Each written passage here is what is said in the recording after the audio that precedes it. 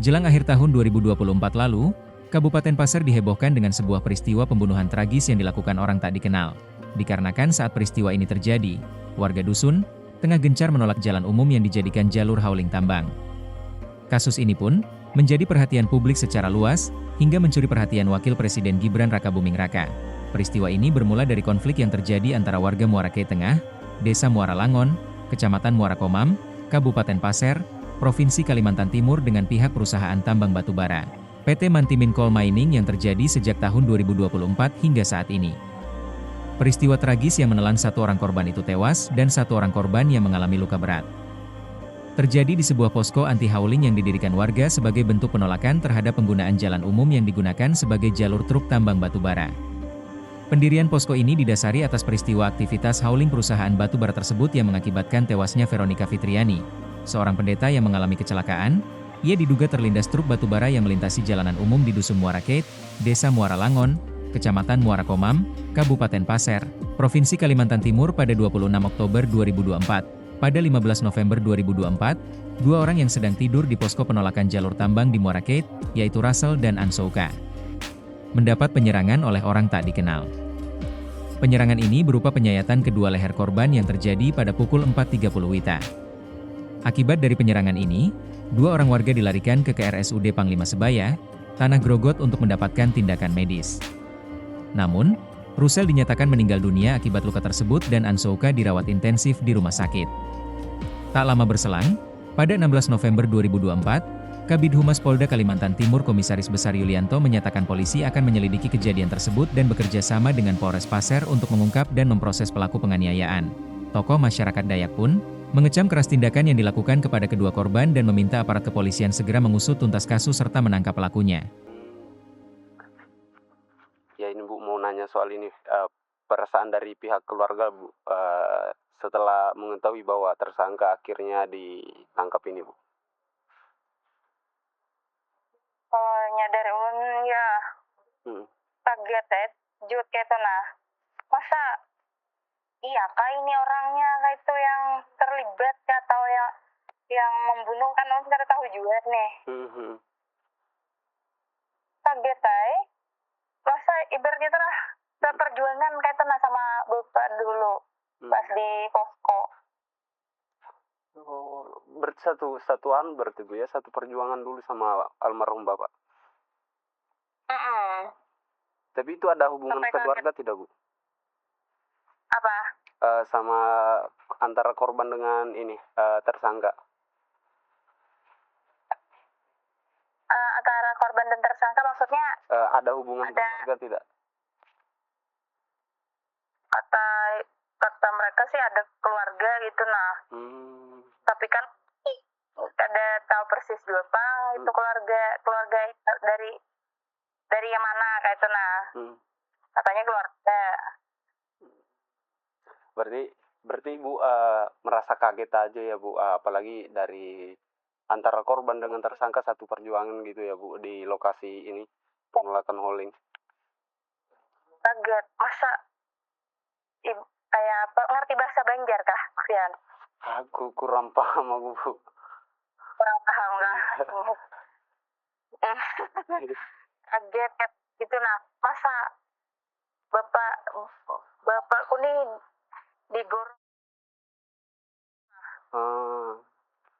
Nggak nyangka juga itu pelakunya ya Bu, apalagi satu perjuangan ini di lokasi. Iya, nggak nyangka. Apakah benar itu ya pelakunya itu nah, ya ulun bingung nih. Bujur kada kayak itu nah, orang Banjar tuh bujur ke pelakunya kayak itu.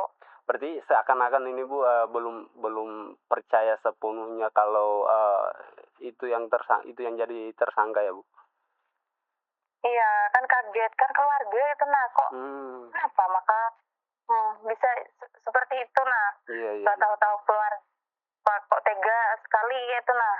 Sama bapak kan terjadi kalau ada terlibat apa kok teganya kayak itu.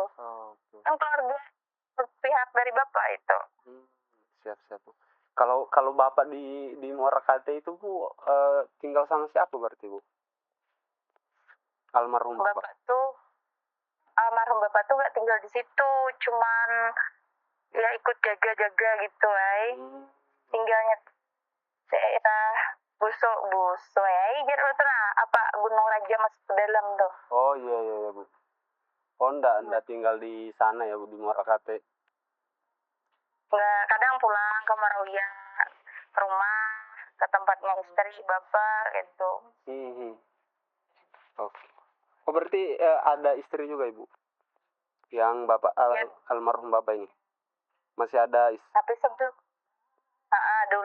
Tapi sebelum kejadian tuh sudah pisah sama mama tuh, mama yang di Kambang Kuning tuh. Sudah pisah kejadian.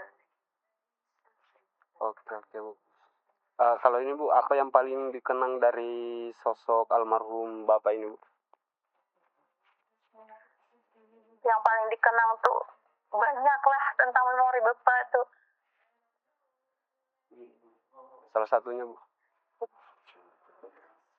Salah satunya tuh sama anak-anak, sama cucu-cucunya tuh kasih sayang sama anak, sama cucu. Berarti sering aja ketemu sama bapak ini Bu, sebelum Kan bapak mulai Kaltim kan ke rumah dulu. Kalau mau naik ke Kaltim ke rumah dulu. Ibu sekarang tinggal di mana Bu? Aku di Marawia. Oh Kalsel berarti Bu? Kalsel. Aku kira tinggal sama bapak dulu. Enggak. Kan bapak tinggal sama aku aja. Kalau ke sana kan tapi enggak mau bapaknya. Kalau masih bapak habis bergerak ya bapak enggak mau ikut anak kayak itu. Gitu kan. Jadi tinggal di Kaltim beliau ya Bu? Di Kaltim. Kalau ini Bu, selama 8 bulan menunggu kejelasan seperti apa pergulatan batin dari pihak keluarga sendiri Bu. Apalagi udah cukup lama, terbilang cukup lama ya Bu, kasusnya ini Bu. Iya. Wah itu bukan main Pak. Sakitnya hati seorang anak nih ditinggalkan bapak kayak tragis itulah. Sedih jadinya Pak. Iya. Kalau sebelumnya Bu, apa dari pihak keluarga pernah kehilangan harapan bahwa kasus ini akan terungkap? Iya, pernah terungkap bagaimana mau terungkap kasusnya kayak gini. Berarti sempat kehilangan harapan ya Bu? Ya, sempat kehilangan harapan. Ya Allah, ya sholat terus Pak, minta doa kepada Allah Subhanahu wa taala, mudah-mudahan ada jalan keluarnya, ada titik terangnya. Kalau aku kan putus asa sudah kayaknya nggak bakal terungkap ini kasus Abah nih kan benar kasusnya. Tapi alhamdulillah sekarang sudah ada kemajuan lah ya Bu dari kasus ini. Iya, alhamdulillah. Bapak tuh Imam tuh kapas dikubur secara adat lah. Kan semua mau bawa pulang ke Marawia, kata orang situ nggak bisa dibawa pulang ke Marawia, kan bapak meninggalnya di sini, harus di TKP sini gitu.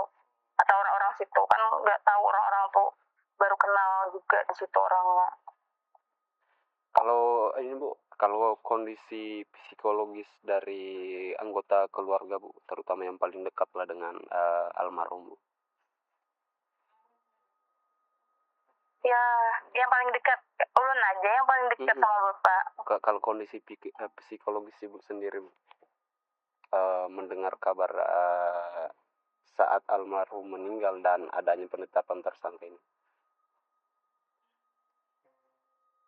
Saat bapak meninggal, kaget ya, bapak tuh meninggalkan secara gitu, secara strat gitulah. Kan sebelum kejadian bapak tuh sempat ke rumah, jalan ke rumah. Selang berapa hari itu Bu, sebelum kejadian sempat ke rumah Bu? Hari Minggu bapak ke rumah minggunya. Terus siang minggunya ada lagi. Hari minggunya siang Senin lah ada tuh ke rumah. Minggu siang rumah. Sama di rumah baik-baik sama suami di rumah. Tapi bapak ini kan ngantor kayak itu nah. Iya. Oh, berarti ngelamun bapak. Kenapa bapak sakit kah? Enggak, bapak ini mau pulang kemana? Di sini bang, sudah tepat bapak. Bapak mau pulang. Kayak tuh ngomong mau pulang itu terus saya bapak. Oh, berarti kayak terus naik. ada pertanda gitu ya bu? Terus naik ke Komam, ada di situ saudara bapak Pak saudara bapak itu. Ada saudara bapak di sana bu? Julak Luran itu Pak Luran. Ada di situ sebelum kejadian tuh mau minta mandiin. Kata Julak, mandi apa? Mau minta mandi bersih. Atau kayak kalau kita orang Islam kan mandi bersih itu mandi sembilan. Mandi sembilan gitu nah. Iya. Mandi bersih. Hari Selasa mandi bersih, Selasa, Rabu, Kamis, Jumat meninggal. Di rumah tuh bapak ngomongnya ya jadi sesuatu sama bapak tetap berpegangan ke Islam. Kenapa pak? Enggak bapak tetap berpegangan ke Islam apapun yang terjadi. Terus bapak ini meninggalnya tuh nanti nggak meninggal sakit, meninggalnya tuh berdarah. Berdarah bapak nih ngomongnya ngantor untuk ngaco. Nah, berarti sudah ada firasat ya bu dari bapak sebelum kejadian itu ya bu? Ada firasat itu. Sama Julak gitu juga ngomongnya sama kakak almarhum bapak tuh. Kalau terjadi apa-apa kak jangan kaget gitu nah. Itu tapi bapak ini nggak ngomong itu nah. Ada apa tuh nggak pernah ngomong. Sesakit-sakit bapak tuh nggak pernah ngomong ke anaknya gini nggak pernah. Nah kalau dari pihak keluarga sendiri bu, apakah sudah puas dengan kinerja kepolisian dari menangani kasus bapak ini? Ini kan ada titiknya, kan ada titik terangnya asal lega gitu nah, tapi ya belum kan siapa ini bebannya dalam siapa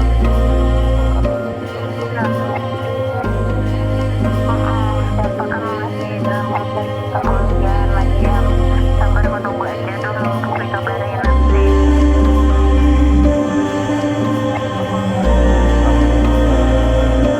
Apakah dari pihak kepolisian yang merasa ada kesulitan kita bisa jalan-jalan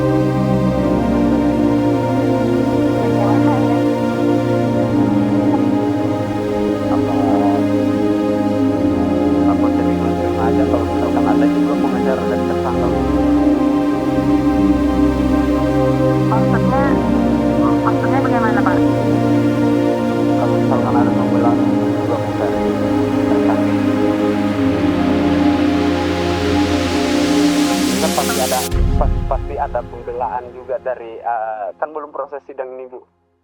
Pastikan ada juga upaya-upaya dari tersangka untuk di hadapan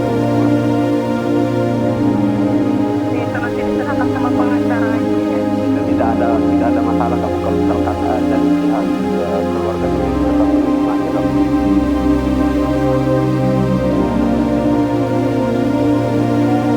Tidak masalah ya Bu.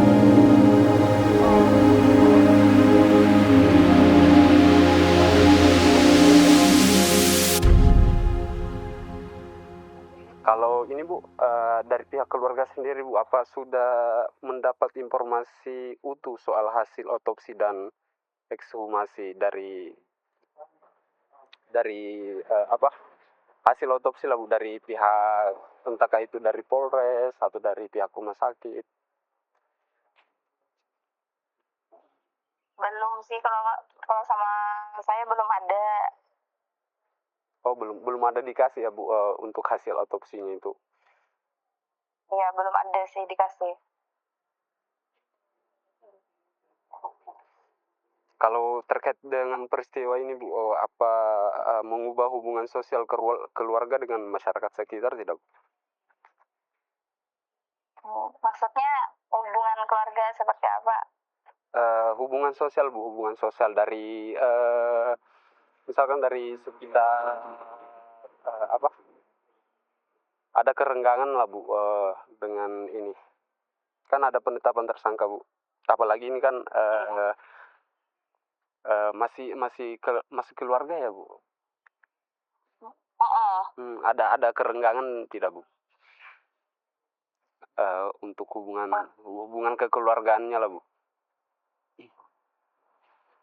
Nggak ada. Nggak ada kerenggangan, cuman ya nggak ada komunikasi apa. Belum bisa juga ya. Baru aja tahu keluarga gitu lah. Jadi kurang dekat gitu ke keluarganya.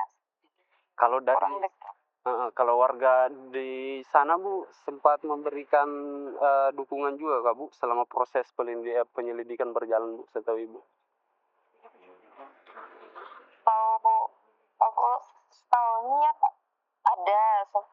ada dukungan, ada juga dukungan.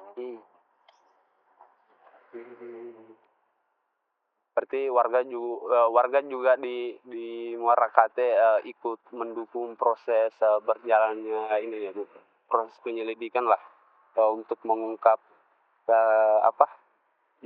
pelaku dari almarhum Bapak ini Bu. Ada keterlibatan? Iya. Oke, baik Bu, makasih banyak Bu. 26 November 2024, 15 saksi diperiksa di Polres Pasar. Hal ini disampaikan oleh Kabid Humas Polda Kaltim. Lebih lanjut, Ansulta, korban yang selamat dan mengalami luka parah mengaku tak mengenali pelaku yang menyerangnya itu. 8 bulan berlalu, hingga pada 22 Juli 2025, Polda Kalimantan Timur menggelar konferensi pers di ruang utama terkait perkembangan pengungkapan kasus pembunuhan massal. Dalam keterangan resminya, jajaran Polda Kaltim menyampaikan bahwa kasus yang diungkap ini tidak hanya melibatkan unsur pembunuhan berencana, namun juga mencakup unsur penganiayaan yang menyebabkan kematian. Berdasarkan hasil penyelidikan awal, korban ditemukan dalam kondisi mengenaskan dengan sejumlah luka bekas penganiayaan. Kapolda Kaltim Irjen Pol Endar Priantoro, didampingi Direskrimum Kombes Pol Jamaluddin Farki dan Kabid Humas Polda Kaltim Kombes Pol Yulianto hadir dalam konferensi pers. Pihak kepolisian juga membeberkan sejumlah barang bukti serta kronologis kejadian awal yang menguatkan dugaan bahwa tindak pidana tersebut dilakukan dengan unsur perencanaan.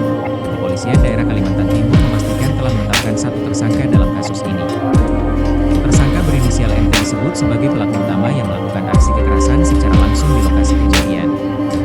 Dalam keterangannya menegaskan bahwa penetapan tersangka dilakukan berdasarkan alat bukti yang lebih dari cukup. Meskipun di awal tersangka sempat ngotot tak mengakui perbuatannya. Pelaku MT merupakan warga setempat, dan rumahnya hanya berjarak sekitar 200 meter dari posko yang menjadi lokasi kejadian. Hubungan antara pelaku dan korban juga diketahui masih memiliki ikatan keluarga. Atas perbuatannya, MT dijerat dengan pasal berlapis, pasal 340 KUHP tentang pembunuhan berencana, pasal 338 KUHP tentang pembunuhan, Pasal 351 ayat 3 KUHP tentang penganiayaan yang menyebabkan kematian. Jika terbukti bersalah, pelaku terancam hukuman mati, penjara seumur hidup, atau pidana penjara minimal 20 tahun. Download Tribun X sekarang. Menghadirkan lokal menjadi Indonesia.